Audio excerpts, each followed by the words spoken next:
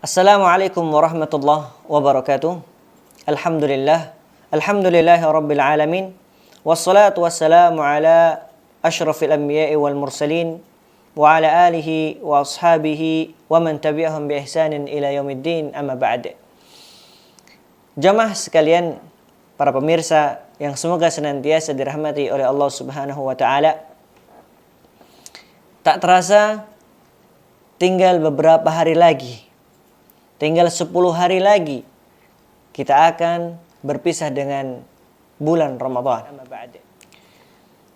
Dan Rasulullah Shallallahu Alaihi Wasallam yang semoga senantiasa dirahmati oleh Allah Subhanahu menyebutkan bahwa di dalam bulan Ramadan terdapat keutamaan-keutamaan yang sangat luar biasa. Bahkan Rasulullah Shallallahu Alaihi Wasallam di 10 hari di bulan Ramadan, beliau bukan tambah loyo, bukan tambah malas, akan tetapi Rasul Shallallahu Alaihi Wasallam lebih semangat lagi pada 10 hari di bulan Ramadan.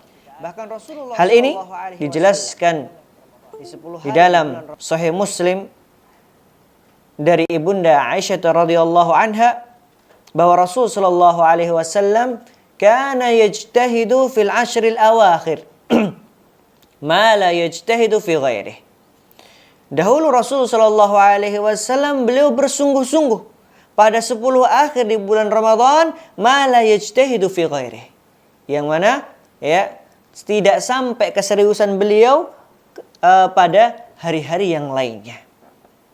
Dan juga di dalam Sahihaini dari Ibunda Aisyah radhiyallahu anha, beliau mengatakan, kana an-nabiy sallallahu alaihi wasallam idza dakhala al-ashru shadda mi'zarahu wa ahya lailahu wa ayqadha ahlahu. Bahwa dahulu Rasul sallallahu alaihi wasallam apabila masuk pada 10 hari terakhir di bulan Ramadan, beliau mengencangkan ikat pinggangnya, mengencangkan sarung beliau sallallahu alaihi wasallam, dan beliau ahya lailahu, menghidupkan malamnya, wa ayqadha ahlahu, dan membangunkan keluarganya. Subhanallah, di sini kita dapat mengambil beberapa faidah, pelajaran yang sangat luar biasa dari beliau.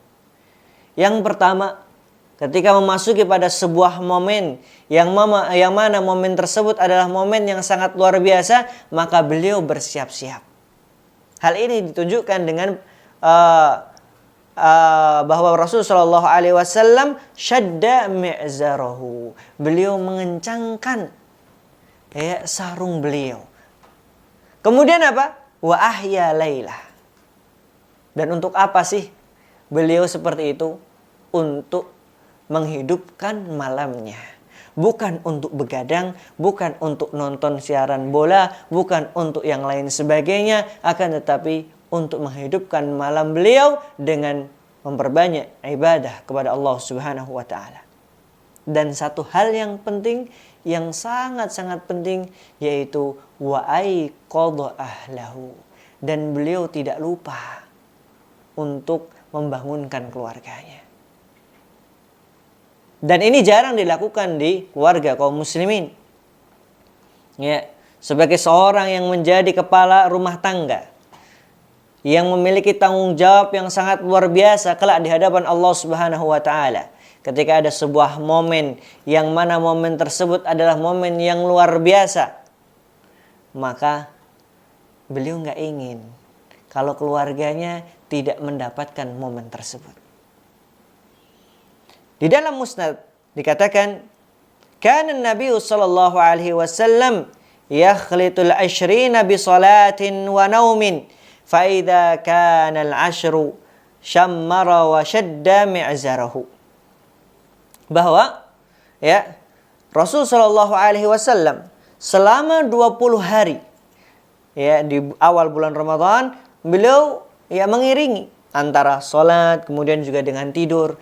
Akan tetapi tatkala sudah masuk nih pada 10 hari di akhir di bulan Ramadan, beliau mengencangkan kainnya dan beliau bersungguh-sungguh untuk beribadah kepada Allah Subhanahu wa taala.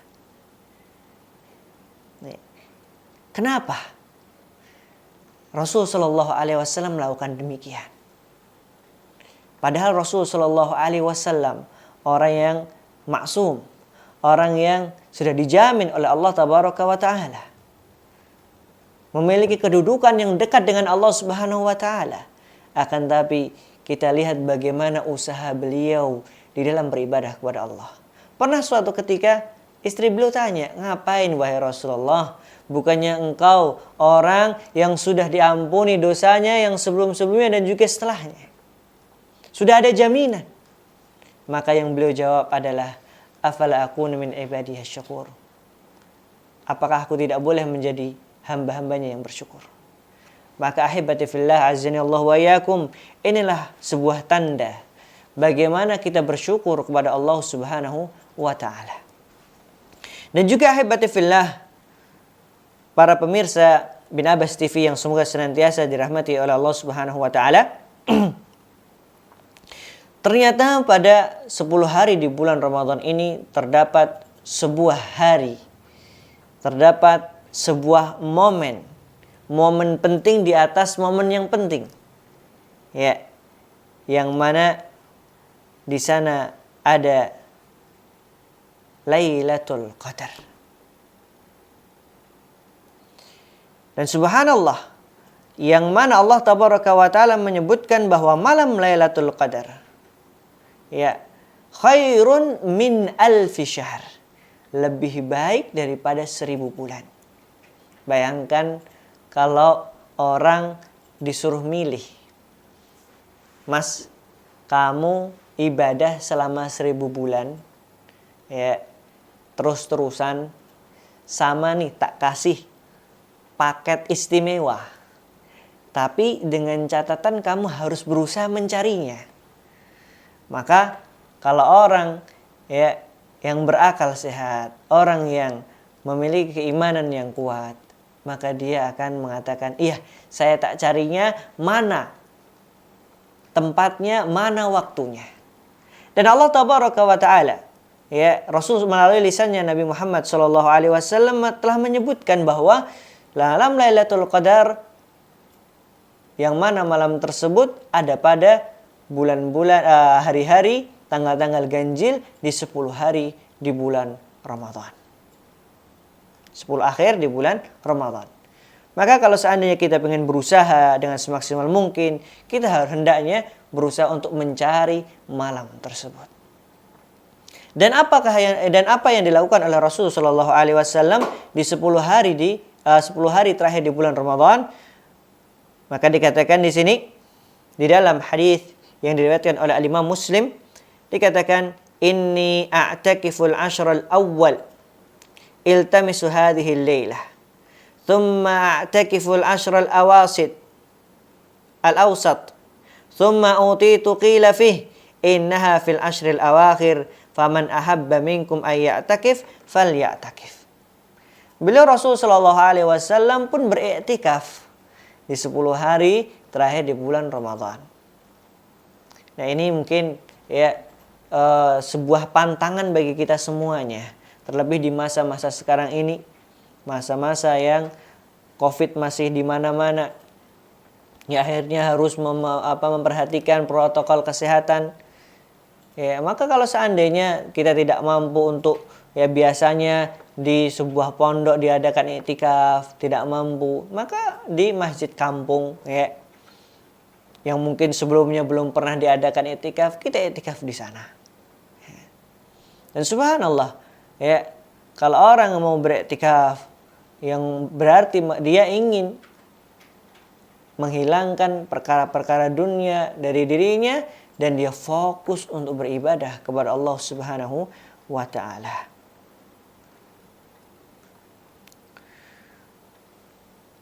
Kemudian di dalam Sahihaini dari sahabat, dari ibunda kita Aisyah radhiyallahu anha dikatakan, "Kana Nabi sallallahu alaihi wasallam ya'takiful ashral awakhir min Ramadan hatta tawaffahu Allah azza wa jal. Thumma i'takafa azwajuhu min ba'dih." Bahwa dahulu Rasul sallallahu alaihi wasallam beriktikaf pada 10 akhir, ya, di bulan Ramadan sampai Allah tabaraka wa taala mewafatkan beliau. Tidak sampai di situ. Tsumma i'takafa azwajuhu min ba'dih. Kemudian istri-istri beliau pun juga i'tikaf setelah beliau sallallahu alaihi wasallam meninggal dunia. Bagaimana dengan kita ahibati fillah azanallahu wa iyyakum? Terkadang memang perlu yang namanya paksaan. Tapi kalau seandainya hal itu sudah menjadi rutinitas, kebiasaan, insya Allah akan terasa nikmat. Akan terasa mudah untuk kita lakukan. Walaupun mungkin ketika di awal-awal kita merasa sukar, merasa capek. Tapi selama kita merasakan hal tersebut sebagai sebuah ibadah yang mana kita butuh kepada Allah Subhanahu wa taala, insya Allah Allah akan mudahkan kita semuanya di dalam beribadah kepada Allah Subhanahu wa taala. Karena jangan sampai kita lupa juga bahwa kita pun beribadah minta pertolongan sama Allah Subhanahu wa taala. Sebagaimana Rasul sallallahu alaihi wasallam mengajarkan kepada kita sebuah doa, Allahumma a'inni ala dzikrika wa syukrika wa husni ibadatik. Minta pertolongan kepada Allah Subhanahu wa taala agar kita mampu untuk menghidupkan di 10 akhir di bulan Ramadan. Ahibati fillah azanallahu wa iyyakum. Yang perlu kita perhatikan bersama bahwa seorang yang beriktikaf hendaknya mengikhlaskan niatnya kepada hanya untuk Allah Subhanahu wa taala. Bukan agar dianggap sebagai orang yang ahli ibadah. Bukan agar dianggap sebagai orang yang dekat kepada Allah Subhanahu wa taala atau agar dipanggil sebagai waliullah. Bukan itu semuanya. Tapi benar-benar kita ikhlaskan tatkala kita beribadah kepada Allah Subhanahu wa taala. Dia dalam i'tikaf tersebut lillahi tabaraka wa taala. Apalagi jangan sampai untuk dilihat calon mertua biar dikira Masya Allah calon menantu saya kok orang yang soleh. Bukan seperti itu. Tapi benar-benar kita ikhlaskan niat kita hanya untuk Allah Subhanahu wa ta'ala. Ahibati fillah azanallahu wa iyyakum.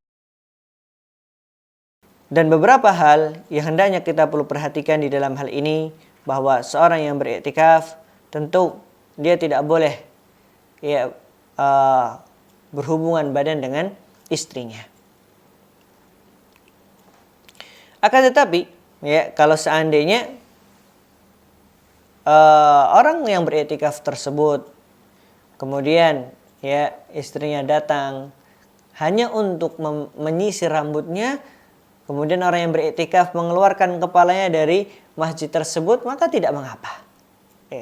Akan tapi kalau sampai dia pulang kemudian berhubungan badan atau bahkan keluar dari tempat i'tikaf dari masjid tersebut tanpa ada alasan yang syar'i, maka inilah yang dapat membatalkan i'tikaf orang tersebut.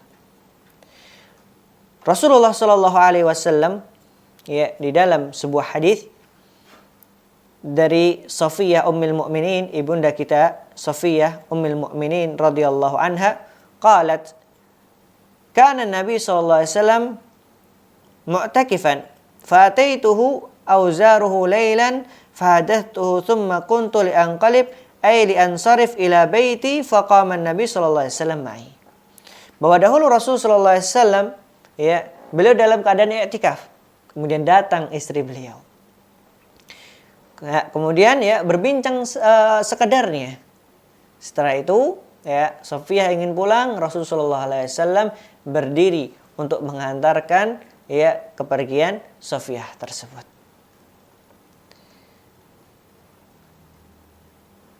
Kemudian dalil tentang menunjukkan bahwa orang yang i'tikaf kemudian tatkala dia beriktikaf datang istrinya untuk menyisir rambutnya atau mungkin terasa pusing kemudian dipijati kepalanya.